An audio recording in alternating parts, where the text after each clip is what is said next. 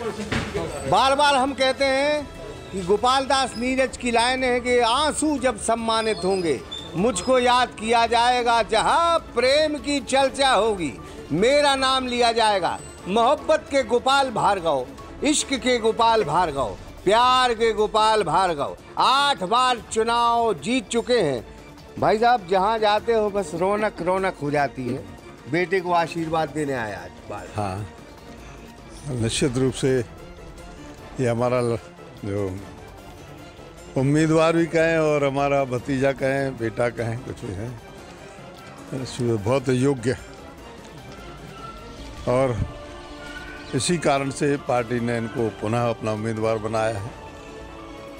मैं मान के चलता हूं कि हमारे जो श्रेष्ठ पार्षद हैं सागर में, उनमें हमारे भाई रितेश का भी उल्लेखनीय नाम है और इस कारण से वैसे तो पूरे सागर शहर में ही जनसंपर्क मेरा भी और पार्टी के सभी नेताओं का भी, कार्यकर्ताओं का चल ही रहा है, उम्मीदवारों का चल ही रहा है।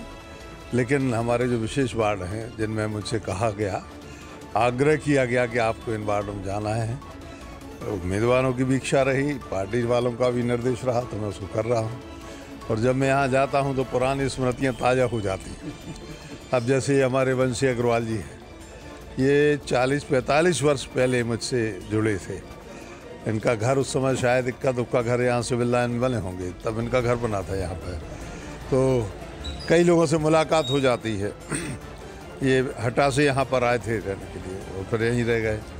इनके एक संतोष करके थे, संतोष अग्रवाल वही थे, वो भी यहाँ पर इनके ही परिवार के थे, वो भी हमारे साथ में रहे। पांडे जी हमें संयोग से रास्ते में मिल गए। पांडे जी वो शिक्षक थे, हम गड़ाकोटा में, मुझे नहीं मालूम था यहीं रहते हैं, लेकिन आज उनसे ही मुलाकात हो गई। ऐसे अनेकों लोगों से जहाँ घूमता जाता हूँ, यानी गलियों में 2 नंबर वार्ड की इन गलियों में तो कई, काशीराम जी हैं हमारे, वैसे तो वार्ड नंबर 1 में रहते हैं, 2 ही में है। हाँ, वो गली के उस तरफ 1 नंबर गली की तरफ इनका है। तो पम्मा साहू की चक्की बहुत पुरानी होती थी और जब हम वहाँ जाते थे, जब इनका पक्का मकान वो बड़ा वाला नहीं बना था, कच्चे मकान में अपनी चक्की भी चलाते थे, अन्य व्यवसाय भी करते थे, आटा पीसने का काम करते थे और सब। और इनकी रिश्तेदारी भी, इनकी ससुराल हमारे गड़ाकोटा में, जो हमारे पूर्व मंडल अध्यक्ष स्वर्गीय हो गए किशन प्रसाद जी साहू, वो इनके ससुर थे और हमारे इस प्रकार से रिश्तेदार हैं।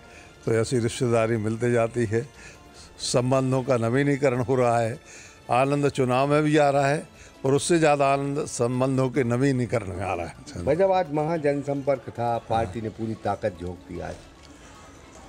देखो, जब चुनाव होता है तो हम राष्ट्रीय पार्टी सभी जानते हैं, भारतीय जनता पार्टी इस समय देश और दुनिया की बड़ी पार्टी है। छोटा चुनाव हो या बड़ा चुनाव हो, लोगों को समझाना थोड़ा पड़ता है कि राज्य में जिसकी सरकार, केंद्र में जिसकी सरकार, तो फंड तो वहीं से मिलते हैं। आज स्मार्ट सिटी का जो सागर के लिए मिला शहर, तो वो यदि हमारी राज्य में सरकार नहीं होती या केंद्र में नहीं होती तो स्मार्ट सिटी की कल्पना सागर के लिए तो एक सपना मात्र थी। तो काम धीरे धीरे हो रहा है स्मार्ट सिटी के, और मैं मान के चलता हूँ कि सागर बहुत बेहतर होगा। तो लोगों को समझाना पड़ता है।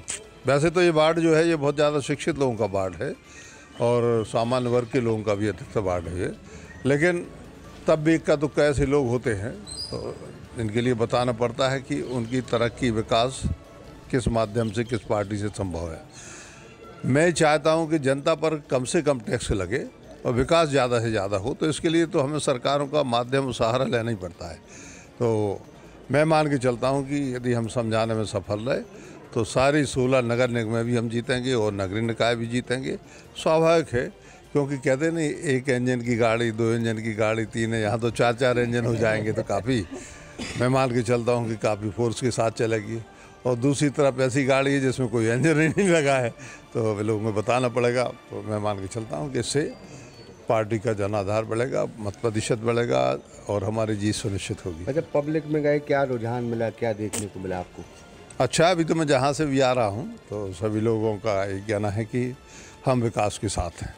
आपका जब चेहरा देखते हैं लोग, कमल का फूल वैसे ही खिल जाता है। जादू है एक क्योंकि 8 बार नहीं, ये तारीखें एक बात की गवाही देती हैं कि एक आदमी 8 बार अगर चुनाव जीतता है तो माने हराने वाला कोई नहीं।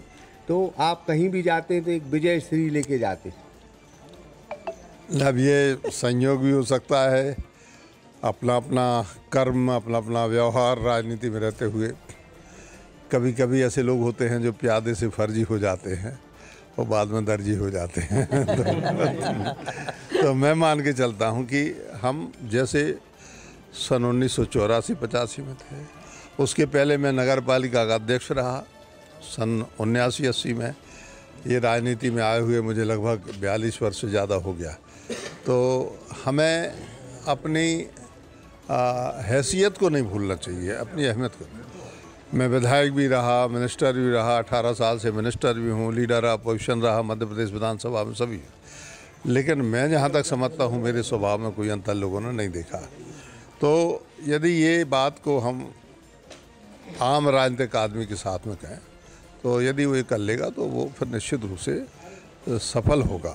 मतलब रितेश के लिए 2 शब्द क्या कहेंगे कि आप आए हैं यहाँ पे पार्ट?